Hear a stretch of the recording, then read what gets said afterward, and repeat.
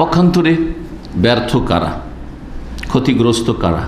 জি হ্যাঁ, যে দুনিয়ার সবচেয়ে হিরো সে সবচেয়ে ব্যর্থ আল্লাহর কাছে, সত্যিকার অর্থে সবচেয়ে ব্যর্থ সে নিজের জীবনের মূল লক্ষ্য উদ্দেশ্যই বুঝলো না, জানলো না। হয়তো দুনিয়ার সবচেয়ে বেশি তাকে মনে করছেন বা সে নিজেকে মনে করছে যে আমার মতো কেউ নেই যোগ্যতা সম্পন্ন, আমার মতো ক্ষমতার মালিক কেউ নেই, আর আমার মতো চালাক চতুর কেউ নেই, আমার মতো পয়সাওয়ালা কেউ নেই, আমার মতো প্রভাবশালী কেউ নেই, আমি সমস্ত কিছুকে নিজের আয়ত্ত করে নিতে পেরেছি, ইত্যাদি ইত্যাদি। যা কিছুই বলেন না কেন, হতে পারে যে সে মূল লক্ষ্য উদ্দেশ্য যদি না বুঝে, আর সে উদ্দেশ্যে যদি অবিচল না হয়, আর কর্মতৎপর মেহনতি না হয়, আর এই সফলতার জন্য সচেষ্ট না হয়, তাহলে সেই ব্যক্তি সবচেয়ে বেশি ব্যর্থ আর সবচেয়ে বেশি ক্ষতিগ্রস্ত। আর সেই ব্যক্তির এই হিরো হওয়া জিরোতে পরিণত হবে। এই ক্ষতি সম্পর্কেও কোরআনে কারীমের অনেক আয়াত রয়েছে, তার মধ্যে দু একটি আয়াত বলি। আল্লাহ রাব্বুল সূরা মুমিনুনের আয়াত নম্বর 103 ইরশাদ করছেন, ওমান খাফাত মাওয়াজিনুহু, হাসরের মাঠে বিচার দিবসে যার নেকির পাল্লা হালকা হয়ে যাবে। এখানে মাওয়াজিন বলতে মাওয়াজিনুল হাসানাত উদ্দেশ্য, কারণ পাল্লা দুটো থাকবে, একটা নেকির পাল্লা আর একটা গুনাহ পাপের পাল্লা থাকবে।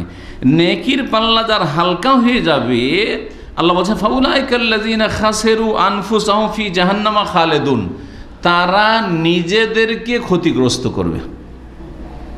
যাদের আমলনামার আগে কি হবে? ওজন হবে, সেটা নেকি ওজন হবে, যেটাকে এমন একটা কোনো রূপ দিবেন বা কীভাবে আল্লাহ ওজন করবেন, আজকাল হাওয়া বাতাস, তারপরে আপনার তাপমাত্রা, তার ঠান্ডা, সব কিছু ওজন হচ্ছে না?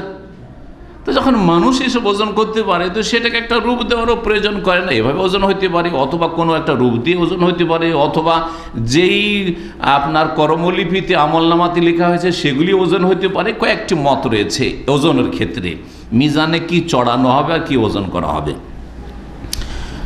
যার নেকির পাল্লা হালকা হয়ে যাবে, ফাউলাইকা আল্লাযীনা খাসিরু আনফুসাহুম, তারা নিজেদেরকে ক্ষতিগ্রস্ত করলো। তাহলে যে কিয়ামতে ফেল, সে আর কাউরই ক্ষতি করলো না। দুনিয়াতে বহু মানুষের ক্ষতি করেছে, কিন্তু সামান্য ক্ষতি করেছে, সবচেয়ে বেশি ক্ষতি করেছে নিজের।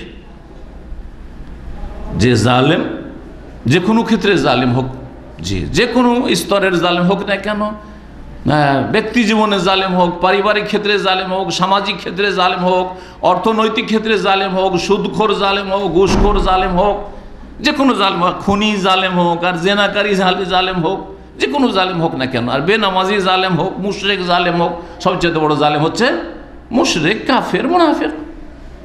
ইন্না শিরকা লাযুলমুন আযীম, যখন শিরক সবচেয়ে বড় জুলুম, তাহলে মুশরিক হচ্ছে সবচেয়ে বড় জালিম। তো আল্লাহ বলছেন যে তারা নিজেদেরকে ক্ষতিগ্রস্ত করলো, আল্লাযীনা ফি জাহান্নামা খালিদুন, সুতরাং তারা জাহান্নামে চিরকাল বসবাস করবে, চিরকাল তাদেরকে জাহান্নামে থাকতে হবে।